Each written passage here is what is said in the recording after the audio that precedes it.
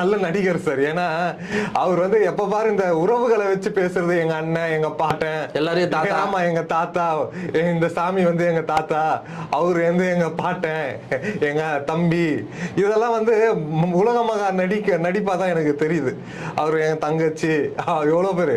நீங்களே இந்த பேரலா இந்த வீடியோ பார்த்துட்டு இருப்பீங்க, அவரோட இன்னைக்கு இன்டர்வியூ.